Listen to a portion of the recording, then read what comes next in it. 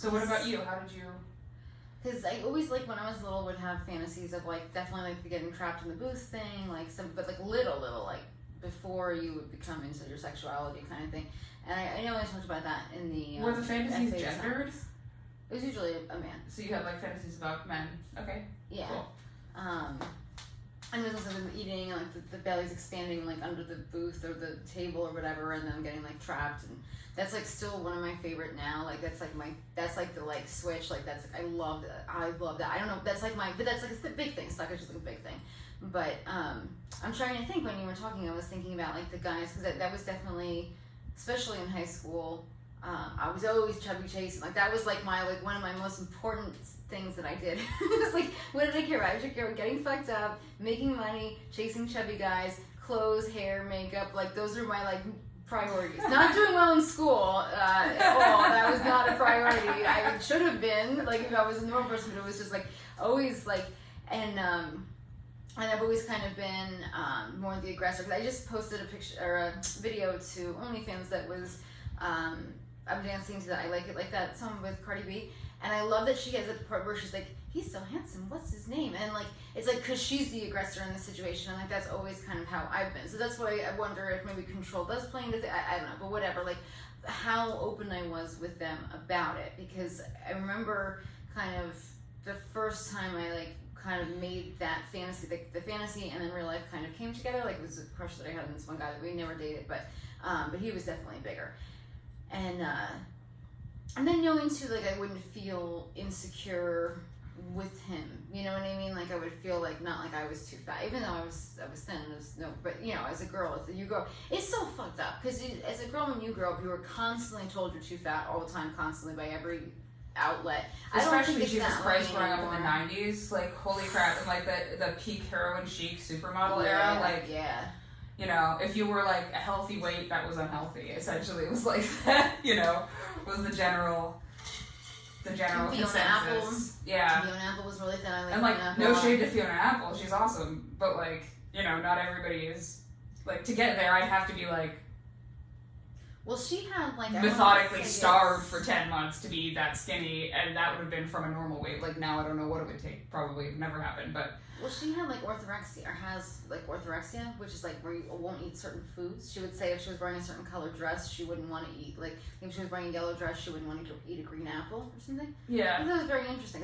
I don't think that she said it was orthorexia, because that's something you hear about more now. Orthorexia is, like, if somebody doesn't want to eat a particular food. So, like, it's not necessarily that you don't want to eat food.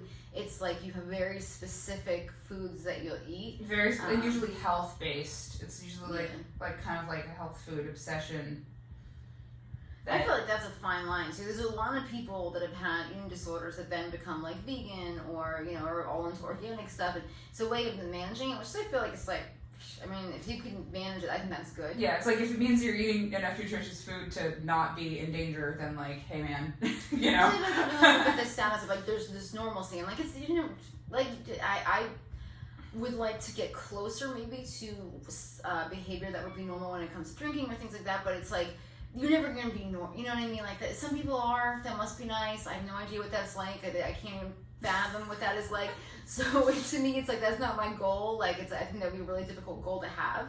Would be to be normal. Like it would be, you know, not as self-destructive or not as, you know, compulsive or whatever or obsessive. But like the normal thing is like that John's not working. Yeah, that ship has sailed so far.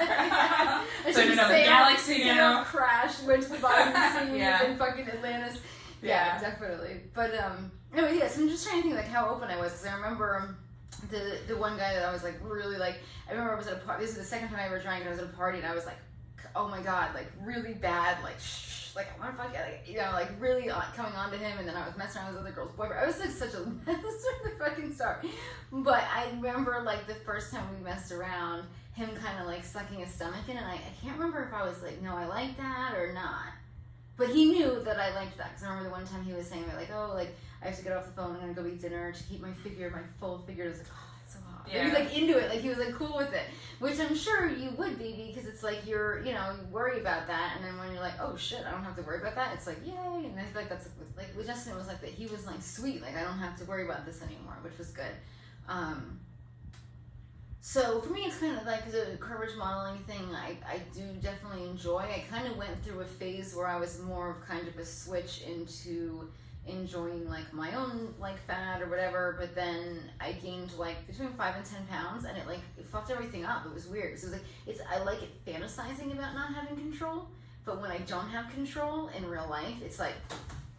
Yeah, you just want to grab onto something. Like I can't, like it really changed everything, which fucking blows because I was enjoying doing it, and I do enjoy it. Like that's what's nice to be able to do stuff that's more FA based. But you see, like even some of the bigger girls in coverage do like the, like mutual gaining or kind of FA stuff, which I'm like, get away from me. Which is like, of course, I get bored doing the same shit all the time. Because like, I don't own it, you know what I mean? But I do. And it's also a totally different aesthetic if you're the one doing it, you know. Yeah. And it, like there's definitely some of the fun nuance of the fetish is like, some people are really into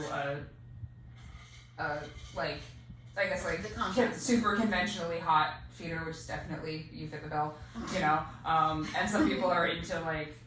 Mutual gaining or like, definitely had, and I am a switch as well. Just I don't not always and not with everyone, but I certainly understand the fantasy in both directions. And I've definitely had like, I guess men and women, but men in particular say like, like there's nobody, it feels like a fat woman is gonna know how to feed me better because. Like some people have that. I think some people have the preference for not necessarily just mutual gaining, but just for a fat feeder. It's like to have somebody who knows how to get fat teach them how to get fat, which I always find so funny because I'm like, how is it that hard? How is it that hard? Because like the hard thing is not at a certain point. Like I spent so much time fighting it, and to gain it was really just letting myself go, which is also a big part of the fantasy. I think like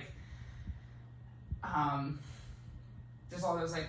Hedonistic crossovers and like the desire to just see somebody relax and let go and be completely in their body. And then there's also like the transgression because like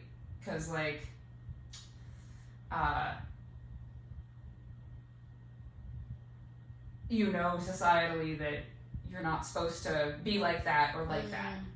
And even just like the basic suggestion that like that's wrong like tends to depending on the thing, like it's not like everything that society thinks is wrong is something that anyone thinks is hot, but like usually of all the things that society thinks is wrong, there'll be somebody who thinks it's hot, right? Yes. Or like who at least has some theme, some variation on the theme that is like that they have like a weird sexual connection to, and I don't understand that. I sometimes am like jealous of people who are raised like super religiously conservative, so just like regular sex is the kinkiest thing ever, right? I don't think that's true. I wonder about that. I'm like, maybe if like if because like one of the girls in Pool, like she writes like erotic fiction. She is actually probably going to start dancing in a club, and she was raised super super religious, and then her sister is like non-binary or like some kind of gender bending type of a situation, and they were raised like super religious. So people get like crazy. Marilyn Manson went to Christian school. Oh no, I know. People get crazy. School, like people go like so hard in the other direction. People I get what you're saying, direction, but I mean like to me it's like wild. It's like people who have like really intense like masturbation fetishes because they were raised Catholic and were told that masturbation is like the worst thing you could possibly do. And I'm like, wouldn't that be so simple? Like what a simple life. Like a thing that everybody does and is totally natural. I mean also like a thing that everybody does and is totally natural. Eating is the thing that turns me on. So I guess it's like, honestly, the grass is always fucking greener, right? Like as far as like that journey, I'm sure that whatever your fetish is, like if you feel that strongly about it, you probably also felt a really strong amount of shame about it at some point because that's kind of how they're born. So like whatever you're coming from, it's probably a similar level of difficult journey, if it's like, especially if it's self-directed, because like you were saying, my favorite is the incels that are where no one's trying to fuck you anyway, dude.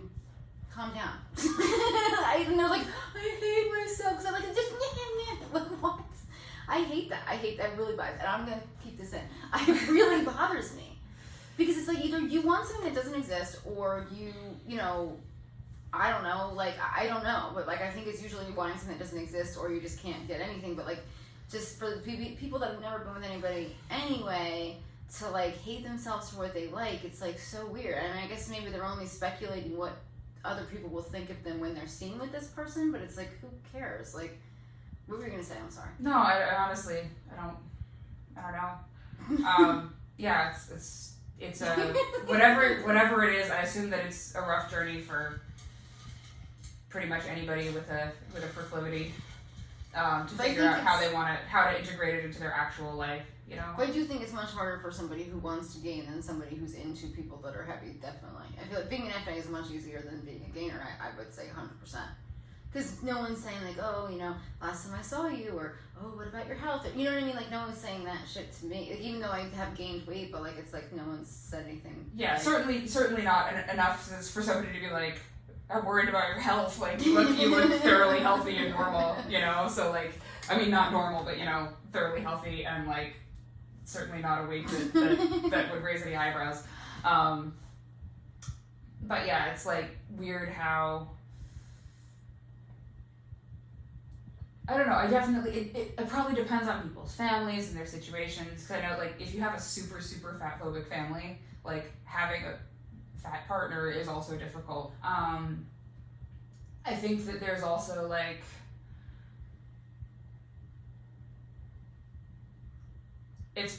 I would guess, and you can probably speak to this. It's more like a protective feeling if you're like with somebody, if you're into heavy people and you're with somebody who's fat and you have a fat phobic family and you bring them home. It's like, it's a different kind of stress, right? It's not self-directed, but you still feel really protective, and you know, there are things like societal things. If you have trouble with your own self-esteem and you're a person who on some level thinks that, you know, who you're seen with elevates or lowers your standing, then that could be an issue. But I think for a lot of people, it's not necessarily conscious. Yeah. You know, like it's not like you're thinking like, oh, this is wrong, but you might like feel that pang of like fear because you're like it's gonna have to be like a fight or flight. Like if somebody talks shit, like how do you respond to that? You know, and like I know for somebody like you who's like. I'm alternative. You know, and you're already people have been talking shit about everything I've done my whole life. So and you're also pretty confident and don't have like a problem telling somebody to fuck off if they say something shitty, right? Or like, you know, give you a dirty look. But not everybody's like that, you know? Like there are people who are shy or scared, and so yeah, like I understand when people are at different points in their journey with this. My main thing is like when I was super closeted, I wasn't trying to get anything out of people who weren't, or like, you know, when I was lurking. I was just trying to feel comfortable with myself. I wasn't like, and trying to like, you know, look at the things that are interesting to me and all that. But I don't think that, you know, that's very different from like trying to date if you're like have like an unfilled out gray face profile and you're like trying to like chat somebody up and have them send you all these pictures and shit, which is like a totally different thing from just being like basically I'm saying there's like levels of shame and closetedness, and the main thing is like, you know, whatever your own issues are that you're working through, don't make them someone else's issues. Well, you know, like if you're having trouble, that's okay. How much could they possibly care no, about what people don't actually care, but getting to the point where you actually internally believe that enough to be confident, that's a journey, that's a process. But like, don't put that on another person. Like if you're not ready, like you know, like don't go approaching somebody if you're really not sure and not ready and not confident yet, because it's not fair to either of you, you know. So I do think that's like one of the things, like when I was talking about like things that they tell you in AA that I'm like, oh, like I could have never heard that in my life would have been better. One of the things was like that, like what people think of you is none of your business, or like you can't, like, you know, what people are thinking of you. Like people aren't thinking about you. Like you think about you, so you think everyone else is thinking about you, but really nobody really gives a shit. But that is so funny. One of my clients, like she's like one of my favorite, because she has blonde hair. She looks like almost kind of like what Christina Aguilera. And she loves horror, but like, so she looks like super normal, but she's like a lot of anxiety. She loves horror movies, and she was saying, like, and we had this in common. She's like, people always say, like, no one's thinking about you. But, you know, her mom would always talk about other people. And that's how my mom was, too. And she's like, when you're around someone who's talking about other people all the time, how are you supposed to believe that no one is talking about you or thinking about you? And I'm like, yes. Like, that was, like, one of the most profound things that she's ever said. I was like, that is, like, I know exactly what you're talking about because I've been told that. And I'm like, yeah, but my whole life, you know. That's true. It's very true. But, like, in the most, like, most of the time, it's like people are doing that because they're insecure with who they are. So like, if people are that worried about it, it's like they don't feel comfortable with themselves. That's how it always is. Like nobody's like I noticed that like it's like the thinner people, like most of the people that are very thin, they're not the ones judging people for their weight. It's the people who are like kind of like maybe like you know feel like they're too fat, but those are the people that are judging. Yeah. Because you would think it'd be the thinner people. Like that's like with the girl that I'm in her suite. She was saying, like, people get really weird and, like, say, like, make comments about her weight and, oh, do you eat? And, oh, do you have an eating disorder? And I told them, like, they're just worried you're going to judge them, so that's why they want to, like, get to the chase first because they feel like you're judging them for not being as thin as you, which is, like, if that doesn't bother you, it doesn't bother you. Like, I felt a little bit like that at first. Her and the one next to her, they're both very, very thin, and I'm like, they probably think I'm, like, fat. And, like, you know what I mean? But it's, like... And if they do, then that's, you know, whatever. Like, it doesn't really matter. But I think it's people that are more insecure that are the ones that are worried about what you're doing. So it's like, do you want to please them anyway? Can they be pleased? You know what I mean? Probably not. Yeah. If they're not happy with themselves, they're not going to be happy with anything. Yeah. So. Yeah, definitely, like, the narrative that I heard growing up was, like, no matter how successful or cool or smart or funny or interesting a person was, if they were fat in the eyes of some people in my family, they hadn't really succeeded in life. Wow. You know? know? Like my uncle was kind of like that, but like it's my like, parents weren't like that. You know, it's like somebody could be like a wonderful, you know, a wonderful parent of 5 children, the CEO of a Fortune 500 company, and have like a very happy, healthy life and body, but if they were like, noticeably very obese, it'd be like, oh, it's a shame that they just can't get their life together, you know? Like, that would be like the maybe not said exactly like that, but that would definitely be the subtext. It's like, oh, their life would really be perfect now if they could just, essentially just feel the same way that I do about weight, which is very, very, very restrictive, you know? Which, you know, now I'm old enough to know that that is not about those people, it was about the person saying it. Because, like, having seen them go through, you know, like, just, it's like, just having seen it and being like, oh, like, now I'm old enough and I've seen enough of the world to know, like, oh, like, you are also a wonderful person. This is not like this person says it to people's face, you know? It's just something that I hear, you know, it wouldn't be, like, overtly a dick, but, like, would say it in front of me. And yeah, now I'm like, that was about you. And, you know, I more like feel pity now than, you know, offense or anger. Because, like, it sucks to be there. Like, it sucks to hate your body or be really insecure. And, like, people lash out about that stuff all the time, but it's so rarely about me, you know, or about anybody else that it's directed at. It's really, like you said, it's about them. It's about, like, your own fear that you might look like that, or that somebody might look at, like, what if somebody sees me the way I see them? What if somebody judges me the way I'm judging this person right now? And that, like, you know, if you don't have the right kind of self-awareness, like, the instinct can be to just lash out, whether it's directly at the person or just, like, to have to say it in front of somebody. So somebody has heard you say that so that they know, you know, like, it's very weird, but I think it's real, you know, especially, like, boomer men have, like, a really weird, like, weight complex, or, like, a complex about, like, women's weight, the value of women being entirely tied to their weight, you know? Yeah, that's a good point. I didn't think about that. But that does make sense because like you said, like in the 90s, it's like the eras where it's like seems to be more important or it's more in fashion, which is I think I did talk about that in the other video, how I think it's like, so someone's dictating to you when your dick should get hard because this time it's big butts. Like now we're living in the big butt era, where when I was young, well, also when I was thinner, my butt looked bigger compared to everything else. But like it was like, oh, my butt and thighs are too big. Now it's like they can't be big enough, and it's just like crazy. Yeah. Like how did guys switch up like that? I don't. Dad bod is like a thing now that people are okay with, which. My definition of dad bod to me is like a guy who's not really supposed to be fat. So they have a big. I think it probably is this before too. Not really supposed to be fat. That's kind of just out of shape. I don't like that. I like big guys, like they're already like just like very wide, like big shoulders, like broad, like a big like. I guess like when I think dad bod, I tend to think like I think pot belly and just like kind of just like not taking care of themselves and like. I guess that's also that. It's kind of like an evolution. It's like somebody's like if somebody's. Some people are fat from youth, and some people like it is also very natural to gain weight as you get older. Yeah. Because your metabolism changes. So like there's a lot of natural ways, I suppose, ways to be fat.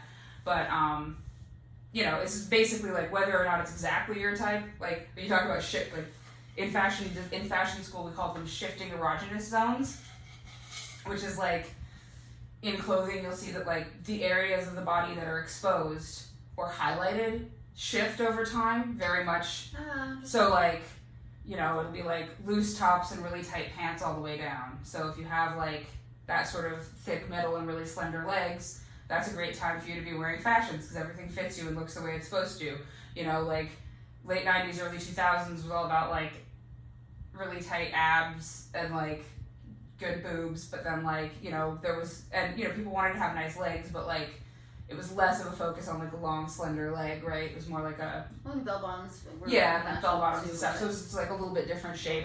But seeing those things change, it's like it's like cultural zeitgeist. And you're like, why is it this? Like this is the thing that needs to be, that's okay to be big right now, and this is the thing that's okay to be big right now.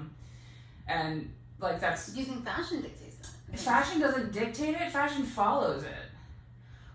Like I know you're making a comparison between the ideas, but you think like it's more like in fashion there's like an awareness that they're going to shift because there's like exhaustion, I think, at looking at things, and also different people have different assets. So like eventually after 6 or 8 years or something, certain people are gonna start wanting like it's like it's like part of cultural zeitgeist, right? So like fashion partially dictates it and partially follows it, and it's really hard to know like what is top down and what's bottom up, because like what catches on in fashion is what sells. It's not just what's promoted. So like the culture, like what people gravitate towards shifts, and as that shifts and sales shift, designers also will shift to like match what's popular, right? So like, and there's some of it is like they don't anticipate that, because one of the reasons why one of the things that people look for in fashion designers is people who kind of anticipate what the next cultural zeitgeist thing is going to be,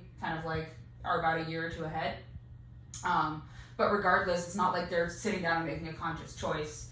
It's more like it's just like the natural way that like human brains individually and as a group move through ideas about visual things.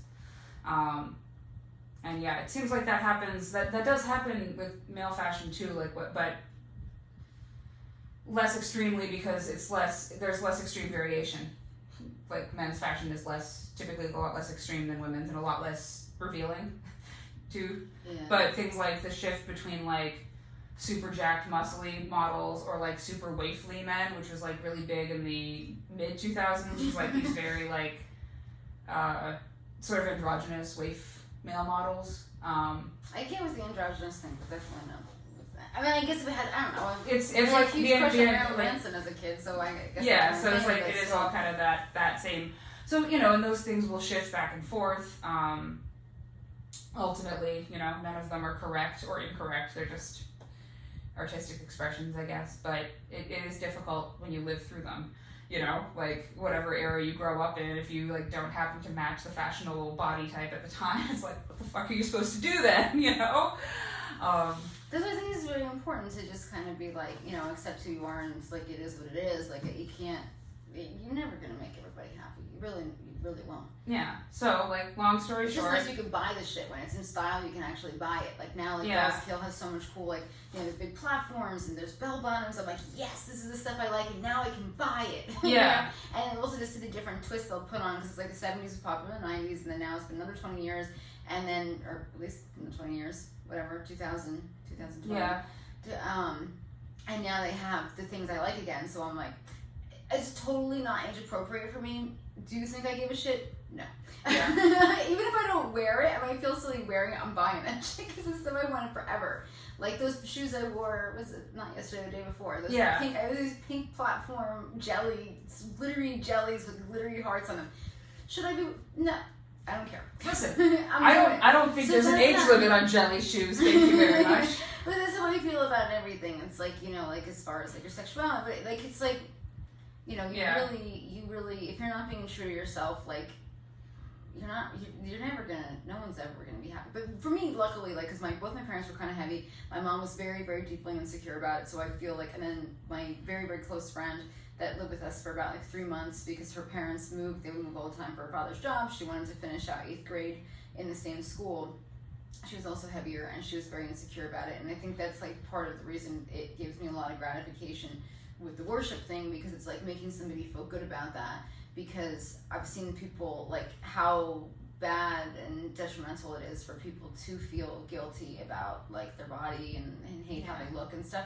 So to me, to kind of like take that away, like, which I know you can never just take that away, but like you have to give somebody at least a safe place, and like, yeah. That to me is like, that's like I guess the control. It's like this, like if we're gonna like kind of talk about like control being a piece of it, like that's kind of the control I guess I would have over that kind of situation where it's like I, wish that I could have made these other people feel okay with who they were. It's like I can do that, at least for somebody else, and like that to me. And there's a you can't fix the past, but you can do something positive now with like the people you love now, right? Yeah, and like Ashley great. on Dimensions, like which I cannot find those stories, which sucks. Even on the Wayback Machine, I can't find them. If you can find them, please let me know. If you have any information, please call the hotline. No, but a lot of that, like the kind of like climax of the story is her telling the guy that she thinks he's hot because he's he's fat, but like she enjoys his size. And I'm like, oh, like she's like after my own heart. Like she is like I relate to her so much, and like all her stories are so good. They could have gone a little more hardcore, like also like Jesus Fatty's one of my favorites. Yeah. And that's like a totally different kind of take, but like, which is interesting because they are very, very different. But like I like both aspects of that, but definitely you have to have the admiration piece before you do the teasing piece, because you can't do the teasing before the admiration. As with any kink, if you're gonna do something that's teasing or humiliation, like it has to be like consensual that's not fun like the play. First date, yeah. Not just like that's the difference between having fun consensual play and being an asshole is negotiation and making sure the person also likes it and wants it, and their limits and like the things that might be triggers for them that are really negative. And I think that's really important to, certainly in this community. I know because it's not directly, like it's easy, a little bit, maybe, I don't want to say easier, but it's a little bit more cut and dry in like the BDSM community. You have to like really negotiate beforehand, because like, you might be physically hitting somebody with an object and you need to know things, but it's like, look, you're dealing with some pretty deep emotional shit with this, because people usually have, if you are, whether or not you're even fat now, you probably have some weight issues from early life, and like knowing that you're walking around somebody's possibly like very raw and tender area emotionally, that's also near there is where a lot of sexy things live, is like near your hurt points. So knowing what those hurt points are and being able to express them is really important for both partners, so that you can safely play around them in the areas that are hot. And that's something that doesn't get talked about nearly as much in like weight gain and fat fetish and feederism communities as it should. There's some shit that's like... Yeah, I mean, not even to get into that, because I don't want to give that stuff time or space, but like more or less, I know if we started, we would never end. But that's not how it should be. Yeah, that's not how it should be. Like, That's it should be... How do I trick my person, you know, my whatever, significant other into being with, like, what is wrong with you? You're giving us all a bad name, and that's not okay. Yeah. And I hate that, because we can never kind of, like, get, you know, like, what everyone's done with, like, any other sexuality, like, it's like, you know, it's cool now, like, everybody don't care, you know, pansexual, whatever, we don't care, gay, you know, transsexual, like, no one cares, because these people have, you know, represented themselves responsibly and with dignity. And I feel like with us, I would really like it to be more like that. But when we have people that are sending a message that is very toxic and way too controlling, then it really pushes us back. And I feel like it forces it into the shadows, and it's this dark, dirty, horrible thing. And it's like it shouldn't be, because I know there's lots of people out there that, you know, are growing up, they're heavy, just naturally heavy people, and they feel like no one's ever gonna love them. And if they don't know there's people who like love that, then that's really detrimental to them. Yeah. And it's all getting fucked by these people who are assholes. And that's why I get very angry and I fight with people online. Yeah. Also, I didn't go like, online like that until recently. Till yeah. COVID, I wasn't online with them. You know, I went to, you know, Instagram or Facebook or whatever, Model Mayhem, but I never was like in a position to get like kind of the amount of, you know, shit that I got, you know, on Fantasy Theater or Curbage. So it was a whole new world to me. Because Justin's like, what is wrong with you? Like, this is how it is being online. And I'm like, no. Like, you know, I mean, it is kind of how it is being really online. Weird. Like, yeah. Whole new world. Yeah, regardless, it's Not kind of how it is being online, which is not great, but there's definitely, you know, it's like consent, communication. Those are like the two key things. Consent, communication. And I think we're out of time. Are we? Yeah. Okay. It's almost 6. It's like 4 to 6.